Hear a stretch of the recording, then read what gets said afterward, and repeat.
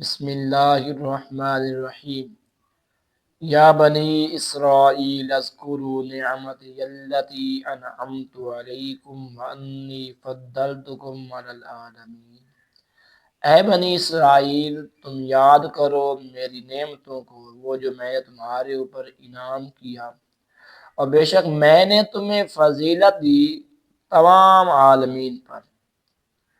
واتقوا یوما لا تجزی نفس عن نفس شیئا ولا یقبل منها عدل ولا تنفعها شفاعۃ ولا هم ینصرون۔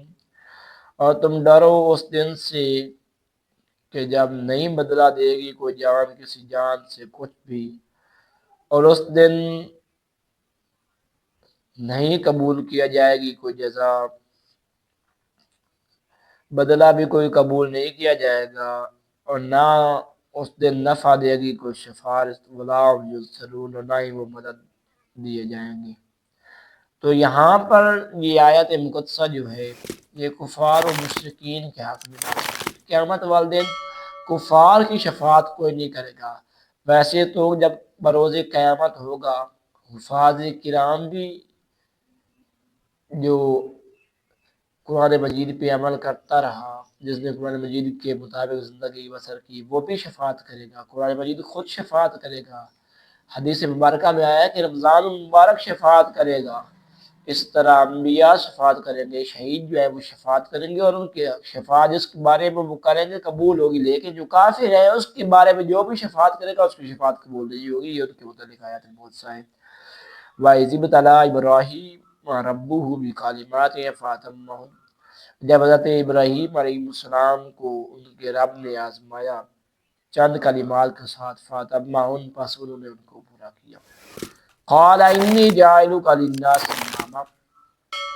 اللہ رب العزت نے فرمایا کہ بے شک میں تمہیں بناؤں گا لوگوں کے لیے امام۔ قَالَ وَمِن ذُرِّيَّتِي۔ حضرت ابراہیم علیہ السلام نے عرض کی کہ مالک میری اولاد سے بھی امام بنائے گا؟ قَالَ لَا يَنَالُ عَهْدِ الظَّالِمِينَ۔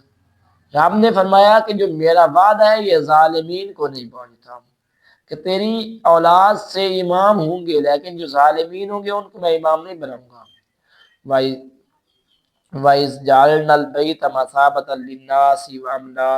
اور جب ہم نے بنایا گھر کو لوگوں کے لیے جھکنے کی جگہ اور امن کی جگہ، وَاتَّخِذُوا مِن مَّقَامِ إِبْرَاهِيمَ مُصَلًّى۔ تم پکڑو مقام ابراہیم کو سجدہ کی جگہ۔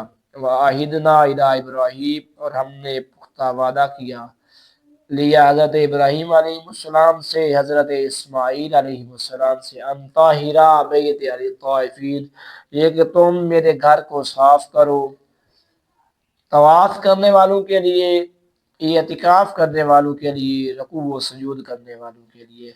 وَإِذْ قَالَ إِبْرَاهِيمُ رَبِّ اجْعَلْ هَٰذَا بَلَدًا آمِنًا وَارْزُقْ أَهْلَهُ مِنَ الثَّمَرَاتِ مَنْ آمَنَ مِنْهُم بِاللَّهِ وَالْيَوْمِ الْآخِرِ۔ اور جب حضرت ابراہیم علیہ السلام نے کہا اے میرے رب تو بنا اس شہر کو امن والا، اور تو رزق دے اس کے رہنے والوں کو پھلوں سے جو ایمان لائے ان میں سے اللہ پر اور آخرت کے دن پر۔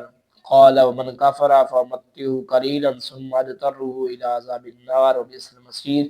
تو اللہ رب العزت نے فرمایا اور جس نے انکار کیا پس میں اس کو برتنا دوں گا تھوڑا، پھر اس کو میں مجبور کر دوں گا عذاب جہنم کی طرف، وبئس المصیر، اور کیا ہی برا ہے لوٹنے کی جگہ۔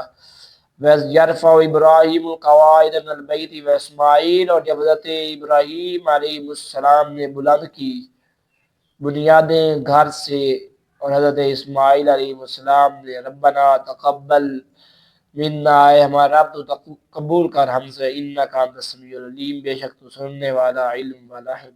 ربنا وجعلنا مسلمین لک ومن ذریتنا امۃ مسلمۃ لک۔ اے ہمارے رب تو بنا ہمیں اپنے لیے گردن جھکانے والا اور ہماری اولاد سے ایک گروہ جو تیرے سامنے گردن جھکائے، وَأَرِنَا مَنَاسِکَنَا، اور تو دکھا ہمیں ہماری عبادت کی جگہ، وَتُبْ عَلَيْنَا، اور تو ہم پہ اپنی رحمت فرما، إِنَّكَ أَنْتَ التَّوَّابُ الرَّحِيمُ، بے شک تو توبہ قبول کرنے والا رحمت فرمانے والا ہے۔ ربنا اے ہمارے رب وبعث فیہم رسولا منہم یتلو علیہم آیاتک ویعلمہم الکتاب والحکمہ ویزکیہم انک انت العزیز الحکیم۔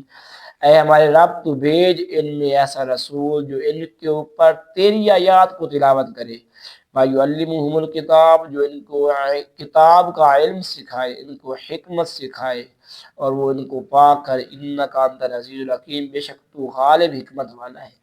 تو اس میں لفظ حکمت آیا ہے۔ آج کے دور میں بعض احباب کا یہ نظریہ ہے، بعض احباب یہ کہتے ہیں کہ ہمارے لیے صرف قرآن کافی ہے۔